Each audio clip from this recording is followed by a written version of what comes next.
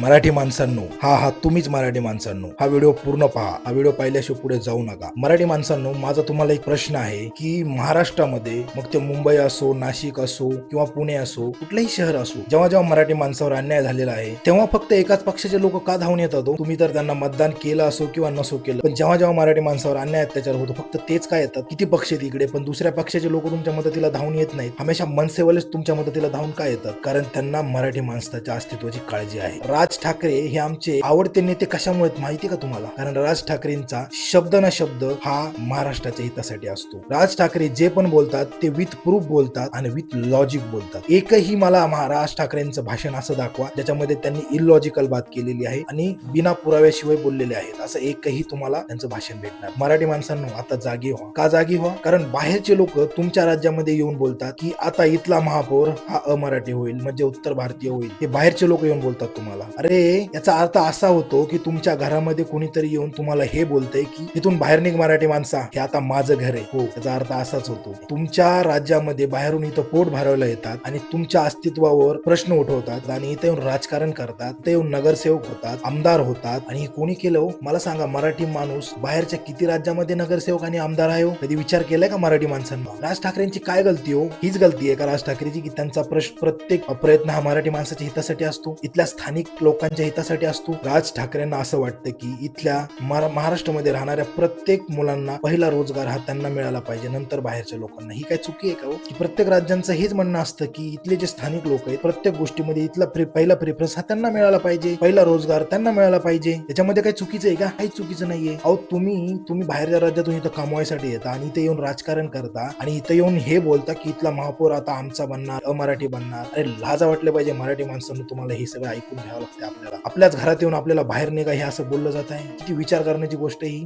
आणि तुमच्याच राज्यामध्ये बाहेरून येणारे लोक तुम्हाला हे सांगतात की तुम्ही नॉनव्हेज खायचं नाही, सोसायटीमध्ये तुम्हाला घरं मिळणार नाही. काय चाललंय हे महाराष्ट्रामध्ये? उगाच हुतात्मे लढले नाहीत, त्यांचं बलिदान उगाच व्यर्थ नाही गेले. हुतात्मे कोणासाठी लढलेत? आपल्यासाठी लढलेत ना. मग आपल्यालाच आपलं अस्तित्व टिकावं लागेल ना. की जेव्हा जेव्हा महाराष्ट्रावर अस्तित्वाची वेळ आलेली आहे तेव्हा तेव्हा महाराष्ट्राने इतिहास घडवलेला आहे आणि आता ती वेळ आलेली आहे. तुमच्या राज्यामध्ये येऊन तुमचं अस्तित्व खतम करण्याचा प्रयत्न चाललेला आहे आणि ते प्रयत्न कोण करत आहे हे मला तुम्हाला सांगायची गरज नाहीये. तुमच्या राज्यामध्ये तुम्हाला घर नाकारले जातात, तुमच्या राज्यामध्ये येऊन तुम्हाला धंदे नाकारले जातात, तुम्हाला रोडवर धंदे लावून देत नाहीत, हे बाहेरून येऊन इथं धंदे लावतात. हे काय चाललंय? हे अस्तित्व संपवण्याची लढाई. तुमचं अस्तित्व जर तुम्हाला टिकवायचं असेल तर तुम्हाला समोर यावं लागेल, तुम्हाला लढावं लागेल. आणि याच्यासाठी तुम्हाला काय करावं लागेल हे तुम्हाला चांगलंच माहिती. फक्त आणि फक्त तुम्हाला राज ठाकरे साहेबांना सपोर्ट करायचा आहे. याच्या व्यतिरिक्त काही करायची गरज नाही. लढाई फक्त आता लढाई राहिलेली नाहीये, ही लढाई आता अस्तित्वाची लढाई झालेली आहे. सपोर्ट राज ठाकरे. जय हिंद, जय महाराष्ट्र.